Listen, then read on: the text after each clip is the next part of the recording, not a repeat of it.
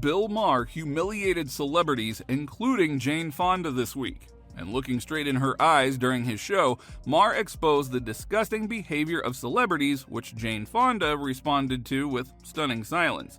Now, Maher said it a few times already. We don't mock a murder. He did not whisper it, he said it as a standard.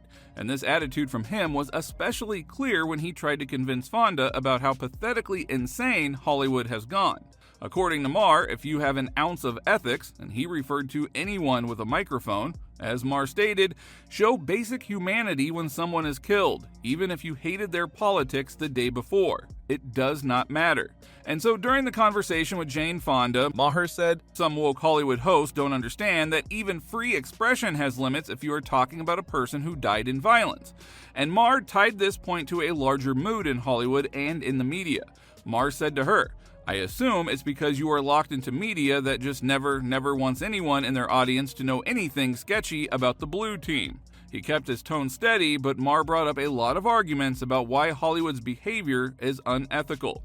Maher also opened real time by sharing with his audience that unethical behavior that he has seen from people who were happy about someone's tragedy made the week feel ugly, and that a lot of famous people, including some of his friends, failed a basic test. As Maher said, sometimes in life the question is not about politics. Sometimes it is about being human, especially when someone dies. Maher said that there is no moral argument to justify violence. Anyone who tries to be immoral enough to accept it as normal, they are gross, and he will always have no use for them. Maher continued with his talk with Fonda, criticizing celebrities for not accepting anyone who is against them, which was clearly shown when Charlie Kirk had died. Maher said they became the birthers, they became the Tea Party. There's about a third of this country that's very hard right. Of course, they love Trump. According to Maher, you cannot turn any tragedy that happens on the right into "we are at war," and that is exactly how Maher humiliated the celebrities who spend their lives acting like moral referees.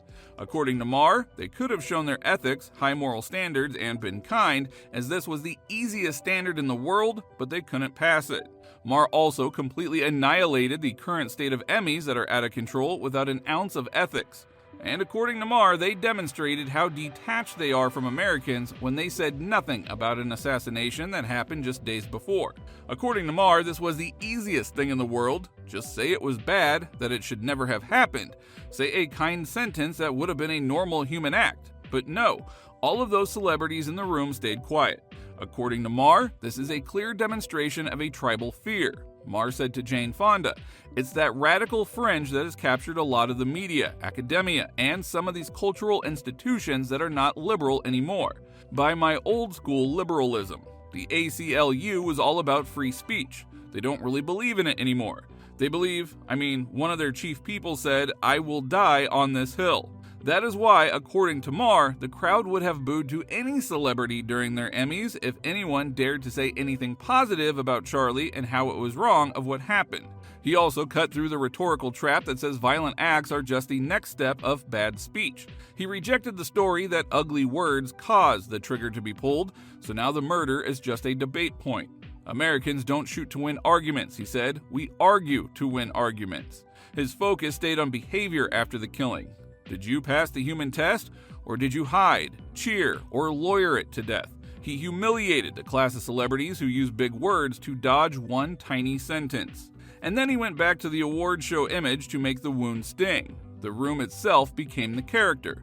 If that room would boo a gentle sentence, he said the culture's real rule is exposed. Tribe first, person last. The absence of the line, we condemn the killing, wasn't neutral, it was evidence. It showed a club that can recite compassion on cue, but can't spend one breath on an enemy's death. Now here's where he widened the frame and put a face to it.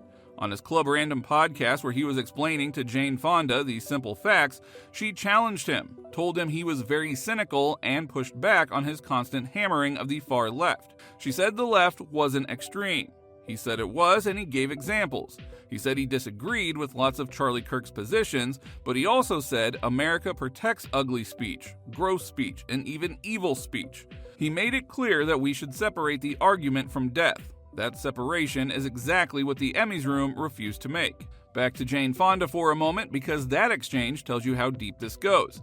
She is a smart, seasoned activist who knows the media landscape. But when he put the simple honesty test on the table, admit that there is a far-left problem, she deflected. She leaned on the trusted outlets that tell her audience there is no extreme here. He didn't buy it. He said the evidence is obvious, from policies that collapse trust to online mobs that police speech instead of debating. That push and pull exposed something the Emmys' silence also exposed. In the spotlight, too many famous people cannot say one true sentence if it breaks the tribe's story.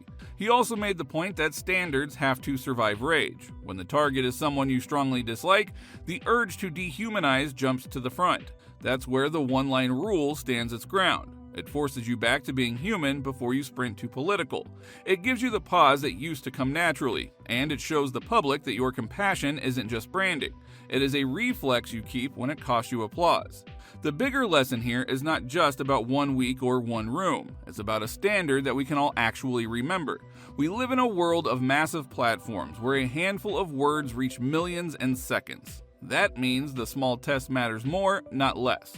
You can be wrong about policy and still be right about compassion. You can be fierce in argument and still draw the line at cheering death. The world needs to see famous people lead at that exact line. The bigger lesson here is not just about 1 week or one room. It's about a standard that we can all actually remember.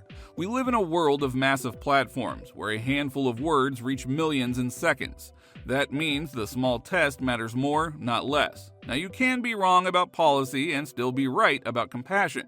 You can be fierce in argument and still draw the line at cheering death. The world needs to see famous people lead at that exact line. Thus, Bill Maher humiliated celebrities, including Fonda, because they failed the easiest test in public life. He humiliated the awards room that couldn't spare one humane sentence. He humiliated the influencer class that posted jokes like they were brave. And he put the same pressure on Jane Fonda across the table. Can you say one honest sentence when it cuts against your team?